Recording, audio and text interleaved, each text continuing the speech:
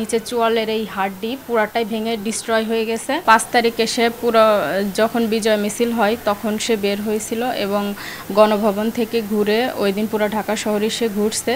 ঘোরার পরে এই দিক দিয়ে এসে এলিভেটেড এক্সপ্রেসের সামনে দিয়ে জসিমউদ্দিনের সামনে উত্তরা থানার সামনে থেকে তার হঠাৎ করে গোলাগুলি শুরু হয় এবং তার হঠাৎ করে গুলিটা লাগে এবং ওইখান থেকেই সে দ্রুত করে তাকে কিছু মানুষজন এই হসপিটালে এসে অ্যাডমিট করে।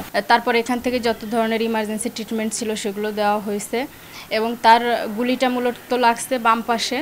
নিচের যেই চোয়ালটা, আমাদের নিচের চোয়ালের এই হাড়টি পুরাটাই ভেঙে ডিস্ট্রয় হয়ে গেছে। আর হচ্ছে দাঁত, যে নিচের দাঁতের পার্টি সহ সবগুলো দাঁতই ভেঙে গেছে, প্লাস উপরের পার্টিও ভেঙে গেছে, মাড়ি সহ সবগুলি দাঁতই তার ডিস্ট্রয় হয়ে গেছে। তো এতটাই মানে বাজে অবস্থা যে তার সেই হাড়গুলো যে একদম টুকরো টুকরো হয়ে গেছিলো, ওগুলো আর রিপেয়ার করা বা জোড়া লাগানো সম্ভব হয়নি। এই কারণে কৃত্রিম হাড় লাগানো হয়েছে। আর দাঁতের যে অবস্থা, এটা আসলে ডক্টর বলছে যে আরও 6 মাস 1 বছর পরে এটার ট্রিটমেন্ট, এই মুহূর্তে এটার কোনো ট্রিটমেন্ট হবে না। এই সাইডের যেই এগুলো রিপেয়ার হওয়ার পরে। তো 7 তারিখে আসলে প্রথম একটা অপারেশন করা হয়েছে, আমাদের এই হসপিটাল থেকেই অ্যারেঞ্জ করা হয়েছে। ওইটার পরে কয়েকদিন যাওয়ার পরে তার আসলে প্রচুর পরিমাণে এখানের মাসেল, দুই পাশের মাসেলগুলো ড্যামেজ হয়ে গেছিলো, যার কারণে এখন 4-5 দিন পরে এই সেলাইগুলো, ডান পাশে এবং বাম পাশের সেলাইগুলো খুলে গেছে। আর এই মাসেল ড্যামেজ হয়ে যাওয়ার কারণে ওখানে নেক্রোসিস হয়ে গেছে, পুনরায় আবার হচ্ছে ড্রেসিং করে ব্যান্ডেজ করে দেওয়া হয়েছে। এবং এটার কারণে আগামী এবং জিহ্বার সাইডটা, পুরা জিহ্বাটা হচ্ছে 3-4 টুকরা হয়ে গেছিলো। এটা সেলাই করে দেওয়া হয়েছিল, কিন্তু ওইটা হচ্ছে সেলাইগুলো খুলে গেছে, যার কারণে আগামী 2-1 দিন পরে আরও একটা অপারেশনের প্রয়োজন আছে। জীবন নিয়ে যে শঙ্কাটা ছিল, মোটামুটি রিস্কটা কেটে গেছে। সে হচ্ছে প্রথম 2 দিন ভেন্টিলেশনে ছিল, তারপরে 7 দিন পর্যন্ত আইসিইউতে ছিল। 7 দিন পর আইসিইউ থেকে আমরা এখানে আসছি। এখনও পর্যন্ত তার যে লাইফ রিস্কটা, এটা কেটে গেছে, কিন্তু কিউর হতে অনেক বেশি সময় লাগবে। সেটা হতে পারে 6 মাস, হতে পারে 1 বছর, হতে পারে তার থেকেও আরও বেশি সময়। 250-টিরও বেশি ডিজাইন অপশন নিয়ে ওয়ালটন স্মার্ট ফ্রিজ, বোঝে আপনার প্রয়োজন।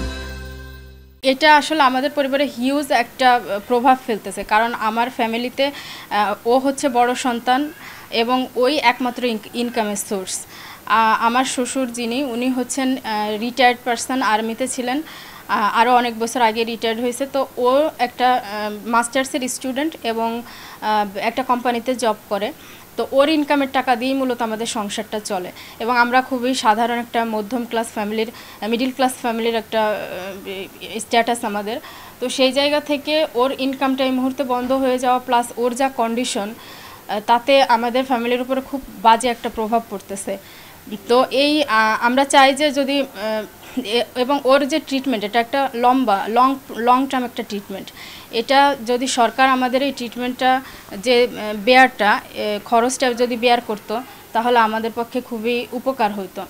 এবং তার যা কন্ডিশন, ডক্টর বলছে যে সে ভবিষ্যতে কথা বলতেও তার প্রবলেম হবে, যেহেতু তার নিচের দাঁতগুলি নাই, প্লাস তার জিহ্বা 3-4 টুকরা হয়ে গেছিল, যার কারণে সে ভবিষ্যতে আর কখনো জিহ্বার যে স্বাদটা, এটা ফিরে পাবে কিনা সেটাও সন্দেহ। ওই সময় আমরা সবাই বাড়িতে ছিলাম। ও হচ্ছে ঢাকায়, ও পুরা সময়টাই আন্দোলনে ছিল, কিন্তু লাস্ট যেদিন বিজয় মিছিল, আমাকে 3:30 নাগাদ ফোন দিছিল যে আমি এরকম আজকে তো বিজয় মিছিল হচ্ছে, আমি বের হচ্ছি। ও মোটামুটি 3:30টার দিকেই বের হয়েছিল। সকালবেলা অফিস ছিল, অফিস থেকে ছুটি পাই, ছুটির পরে ও বের হয়। বের হওয়ার পরে হচ্ছে 5:30টার দিকে ওর এই গুলিটা লাগে। তো তারপরে হসপিটালে আশেপাশে যারা ছিলেন ওনারা হসপিটালাইজড করেন। এরপরে হচ্ছে ওনারাই আমাদেরকে ওর ফোনের মাধ্যমে আমাদেরকে ফোন দিয়ে জানায়, তারপরে আমরা জানতে পারছি। সবাই তো আসলে এরকম একটা খবর শুনে আমরা সবাই অনেক বেশি ভয় পেয়ে গেছিলাম, আদৌ ও বাঁচবে কিনা, কারণ গুলি লাগলে তো মানুষ সাধারণত খুব একটা বাঁচে না। তো সবার ভিতরে অনেক বেশি কান্নাকাটি শুরু হয়ে গেছিলো এবং সেই মুহূর্তে বাংলাদেশে সব জায়গায় গাড়ি ঘোড়া চলতেছিল না।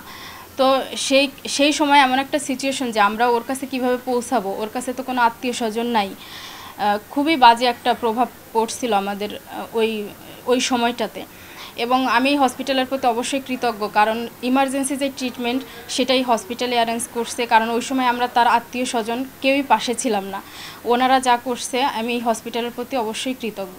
জানতে চাই সেটা হচ্ছে আমাদের পরবর্তী যে ধাপ, সেটা যদি এখন আমরা সরকারি মেডিকেলে নিয়ে যাই তাহলে হয়তো বা ফ্রি চিকিৎসা হবে, কিন্তু এখনও পর্যন্ত আমাদের যেই চিকিৎসাটা হয়েছে বা যেই পরিমাণ খরচটা হয়েছে এটা নিয়ে আসলে আমাদের কোন প্রসেস ফলো করলে বা কি করলে বা কোথায় গেলে কোথাও যদি কোনো কাগজপত্র জমা দিতে হয় বা যাই করতে হয় সেই প্রসেসটা আসলে কি, যা করলে আমরা এখনও পর্যন্ত যেই খরচটা হয়েছে এটা আমরা সরকার থেকে কোনো হেল্প পাবো, এটা আসলে আমি জানতে চাই।